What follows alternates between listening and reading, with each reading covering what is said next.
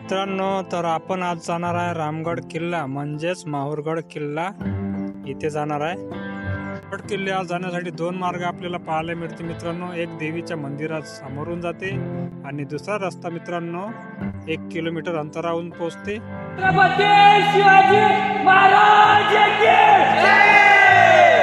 या ठिकाणी पोहोचल्यानंतर तुम्हाला कमान व पायऱ्या मार्ग पाहण्यासाठी मिळेल।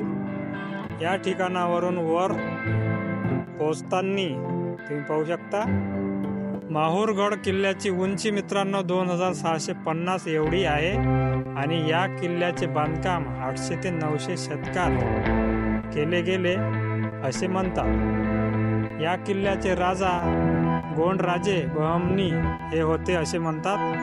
मित्रांनो, माहूर किल्ला पाहण्यासाठी आपण वर पोहोचल्यानंतर महाअनुभव पंथांचे पवित्र ठिकाण म्हणजे इंजाळा विशेष तलावासाठी आहे। हा तलाव मित्रांनो किल्ल्यात असला तरीही भक्तांच्या सोयीसाठी येथे तटबंदी फोडून पायऱ्यांचा मार्ग बनवलेला आहे। आता आपण समोर तुम्हाला दाखवतो। समोर हे तुम्ही पाहू शकता पायऱ्यांचा मार्ग पाण्यापर्यंत पोहोचतोय। विशेष म्हणजे मित्रांनो तलावाजवळून पायऱ्यांची वाट वर चढत जाते। या पायऱ्यांनी आपण 10 मिनिटात हत्ती दरवाजापाशी पोहोचतो आणि मॅपवरून आपण पाहू शकतो कोणकोणते ठिकाण कुठे आहे। तर आपण मित्रांनो किल्ल्याच्या आतून प्रवेश करत असल्याने प्रथम देवड्या आपल्याला दिसतात। प्रवेशद्वाराच्या आतील बाजूला तुम्हाला खांब आणि कमानदार छत पाहायला मिळेल, तुम्ही पाहू शकता। पहिल्या काळात इथं नक्षीदार काम केलेले असे असावे।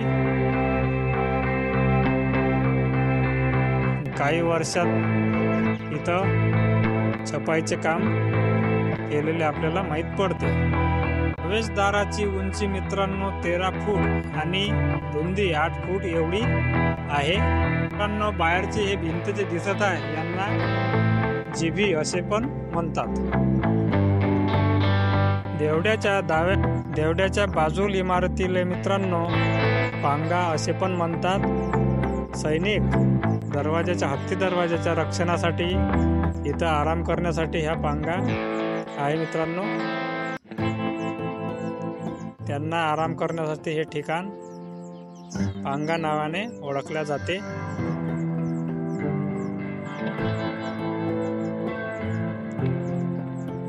तुम्ही पाहू शकता 800 ते 900 वर्षापासून मित्रांनो अजून पण इमारत उभी आहे। आणि मित्रांनो पांग्याच्या वरच्या बाजूला आल्याच्या नंतर आपल्याला बुरुजे असे पाहायला मिळते। सैनिक इथून गड किल्ल्याचे रक्षण करत असे आपल्याला यावरून दिसते।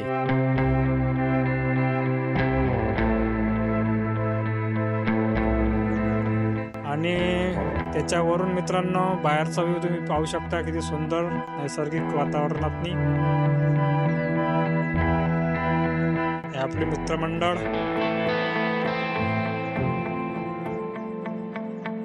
गव्हर्नमेंट लक्ष देत नसल्या कारणाने किल्ल्याचे असे हाल आहे मित्रांनो।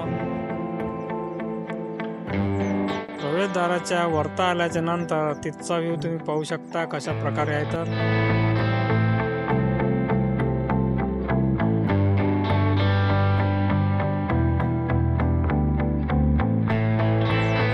आणि आता या समोरच मित्रांनो चौकट दिसत आहे, याले हौद असे पण म्हणतात। प्रवेशद्वाराच्या वरच्या बाजूला आल्यानंतर आपल्याला 3 फूट उंच आणि 2 फूट रुंदीचे झरोके आहे, याला झरोके असे पण म्हणतात।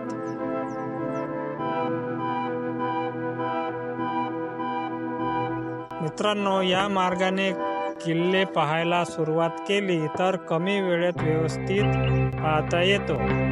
हे ठिकाण मंदिरापासून दूर असल्याने इथून लोकांची वर्दळ कमी असते।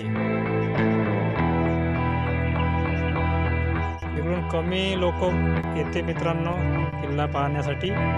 तुम्ही जर या मार्गाने येत असाल तर रानडुकरापासून सावधान राहण्याची गरज आहे, कारण मोठ्या प्रमाणात रानडुक्कर आढळतात इच्छा स्थानिकाचं असं म्हणणं आहे. तिथून उजव्या बाजूला वळल्यानंतर एक वास्तू दिसते, पाहू शकता.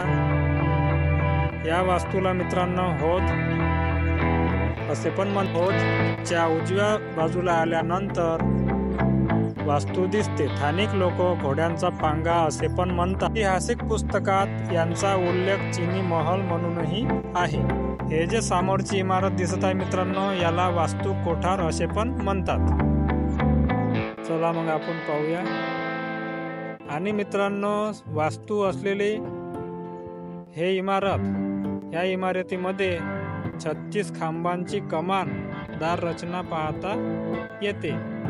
हत्तीदाराच्या रक्षणासाठी असलेल्या सैनिकांना आराम करण्यासाठी असावा असे पण म्हणतात. आणि वास्तू कोठार म्हणजे वस्तू ठेवण्यासाठी पण होते असे पण आपल्याला म्हणता येते. आता आपण आलो वास्तू कोठार पासून उजव्या साईडने आल्याच्या नंतर आपल्याला किल्ल्याची भिंत पाहायला मिळते. आणि ह्या जो व्ह्यू आहे मित्रांनो, ह्या रेणुका मातेच्या मंदिराकडला व्ह्यू आहे. आणि आम्हाला झाला होता मित्रांनो टाइम, तर आम्ही शॉर्टकट पकडला. पण तुम्ही पकडू नका, कारण शॉर्टकट जर पकडला आपण जाऊ खालतं, पण जा लागन कदाचित असं होऊ नये, जाऊ आपण वरतच. तर आम्ही कसं पण खाली उतरत आलो, तुम्ही पाहू शकता. कारण इथून पाय घसराची पण भिंती मोठ्या प्रमाणात आहे. एवढा पाय जर घसरला तर खालपर्यंत थांबायचं काम नाही आहे मित्रांनो.